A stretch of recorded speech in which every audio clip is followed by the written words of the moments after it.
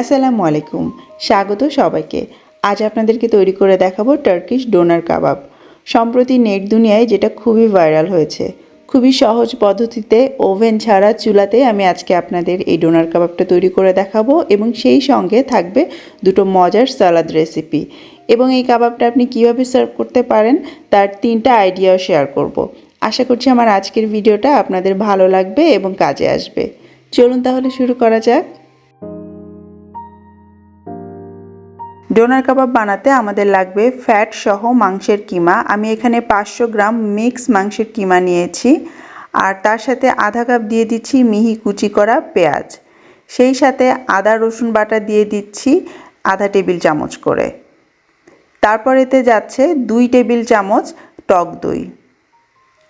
এবারে এতে 1.5 টেবিল চামচ দিয়ে দিচ্ছি টমেটো সস, আপনি চাইলে কেচাপও ব্যবহার করতে পারেন। তারপর 1 চা চামচ দিয়ে দিচ্ছি ধনে গুঁড়ো এবং 1 চা চামচ দিচ্ছি জিরে গুঁড়ো। আধা চা চামচ দিয়ে দিচ্ছি গোলমরিচের গুঁড়ো। ঝাল করার জন্য 1 চা চামচ নিচ্ছি মরিচের গুঁড়ো। তারপরে এতে মিক্স হার্বস আমি দিচ্ছি অরিগ্যানো এবং থাইম। লবণ দিয়ে দিচ্ছি প্রায় 1.5 চা চামচের মতো। এইবারে এই সব কিছু একসঙ্গে খুব ভালো করে মেখে নিতে হবে। মশলাটা চাইলে আপনি আপনার টেস্ট বাড অনুযায়ী চেঞ্জ করতে পারেন। এই মেশানোর কাজটা আমি হাতেই করছি, খুব ভালোভাবে চটকে সময় নিয়ে এটাকে আমি মেশাবো। তবে আপনি চাইলে ফুড প্রসেসরে দিয়েও কিন্তু কাজটাকে সহজ করে নিতে পারেন। 5 মিনিট ধরে আচ্ছা মতো এটাকে কচলে মেখে নেওয়ার পর এরপরে আমি এর মধ্যে দিয়ে দিচ্ছি 2 টেবিল চামচ কর্নফ্লাওয়ার।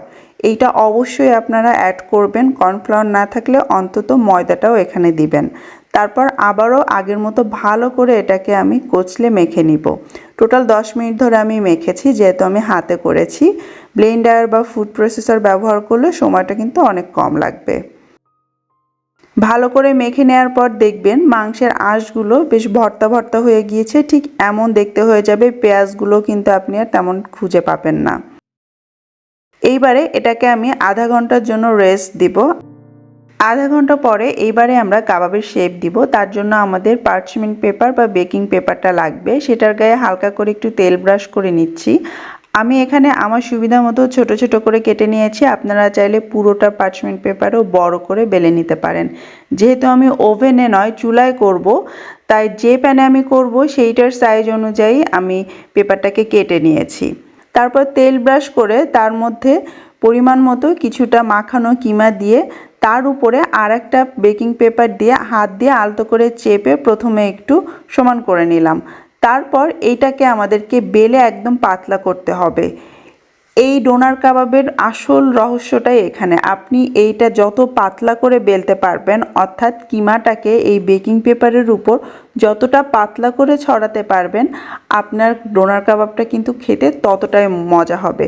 মোটা করে দিলে কিন্তু অতটা মজা হবে না। খুব সাবধানে বেলে বেলে নিতে হবে, সমান করে ছড়াতে হবে।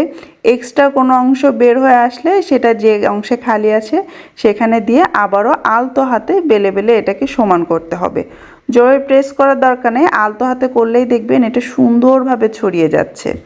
একদম ইভেনলি আপনাকে এটাকে সমান করে পাতলা করে এভাবে ছড়িয়ে নিতে হবে। বাইরের অংশটা চাইলে হাত দিয়ে একটু সরিয়ে ফেলতে পারেন। আর এই যে তারপরে ওপরের যে কাগজটা আছে সেটাকে আলতো করে তুলে ফেলতে হবে। চাইলে রাখতে পারেন, সমস্যা নেই। তারপর এটাকে ফোল্ড করে নিতে হবে। ফোল্ড না করে সরাসরি আপনি চাইলেও প্যানের উপরে দিতে পারেন, তাতে একসাথে অনেকগুলো দেয়া যায় না। এই জন্য আমি ফোল্ড করে নিচ্ছি। ফোল্ড করার পর এটাকে জোরে জোরে চাপ দেওয়ার দরকার নেই, জাস্ট আলতো করে এভাবে ভাঁজ করলেই হবে। এইভাবে করে প্রত্যেকটা কেটে নেওয়া বেকিং শিটের উপরে আমি কিমাটাকে সমান করে এভাবে বিছিয়ে নিয়েছি এবং অবশ্যই পাতলা করে। তারপর এগুলোকে ফোল্ড করে নিচ্ছি।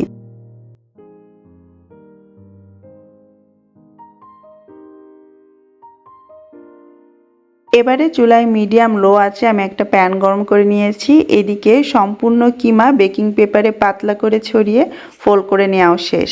যে প্যানটা ব্যবহার করছেন চাইলে তাতে হালকা করে একটু তেল ব্রাশ করে নিতে পারেন। তারপর আমরা ফোল্ড করে রাখা সেই কাবাবের শিটগুলোকে সমান করে প্যানের গায়ে বিছিয়ে দিব। একবারে সব না দিয়ে এমনভাবে করবেন যাতে প্রত্যেকটা শিটের গায়ে প্যানের তাপটা লাগতে পারে। তারপর ঢেকে 5 মিনিট অপেক্ষা করবেন। 5 মিনিট পর এগুলোকে একবার উল্টে দিতে হবে। মিডিয়াম লো আঁচে এইভাবে 5 মিনিট করে ঢেকে রান্না করলে মাংসগুলো ভেতর থেকে সুন্দরভাবে সেদ্ধ হয়ে যাবে।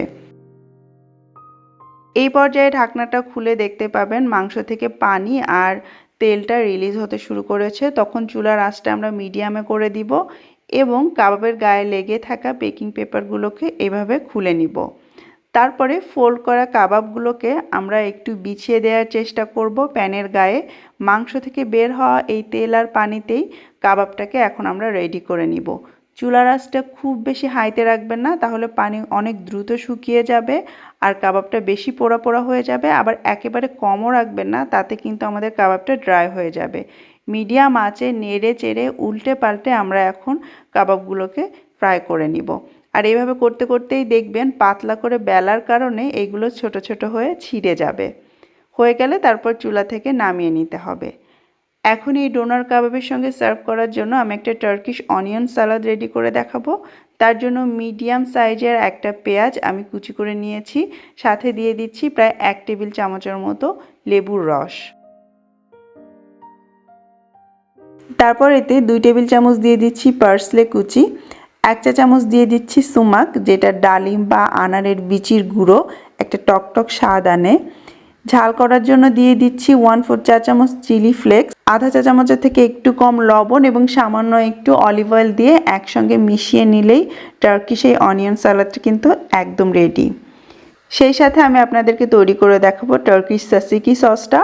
তার জন্য একটা বাটিতে আমি 1/4 কাপ টক দইয়ের সাথে স্বাদমতো লবণ, একটু গোলমরিচের গুঁড়ো, ডিল কুচি এবং সেই সাথে দিয়ে দিচ্ছি একটুখানি লেবুর রস। তারপর এর মধ্যে দিয়ে দিচ্ছি একটু অলিভ অয়েল এবং মিহি কুচি করে নেওয়া শসা। এবার এই সমস্ত কিছু একসঙ্গে মিক্স করে নিলে আমাদের সাসিকি সসটা রেডি। হার্বসগুলো আপনি চাইলে পছন্দ মতো দিতে পারেন, ধনেপাতা বা পুদিনা পাতা দিয়েও করা যাবে। আমাদের সমস্ত সস রেডি। এইবারে আমরা চলে যাচ্ছি পরিবেশনে।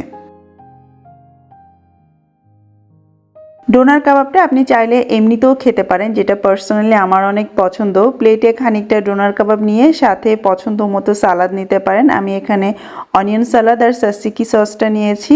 সাথে রাখতে পারেন যে কোনো ধরনের টোস্টেড ব্রেড, অথবা যদি চান এটাকে রোল করেও নিতে পারেন। রোলের জন্য আপনি রুটি, পরোটা, নান অথবা টর্টিলাও ব্যবহার করতে পারেন।